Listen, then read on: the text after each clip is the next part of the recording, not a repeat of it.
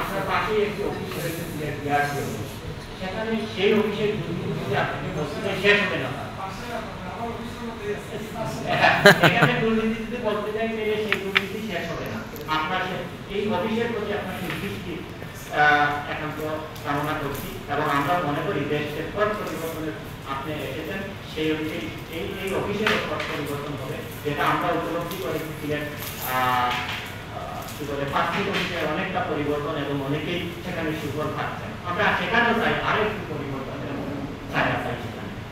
আর যেটা বললেন আপনি একটু আগে দ্রব্যমূল্যে এত বেশি উদ্যোগী হয়েছে, সেখানে আমরা নাকানি চুবানি খাচ্ছি, হিমশিম খাচ্ছি। আমরা যারা সিলেটে চাকরি করতে আসেন, বিশেষ করে যারা একটু সৎভাবে চলতে চান তাদের জন্য অত্যন্ত কষ্ট হয়ে গেছে সিলেটে থাকা।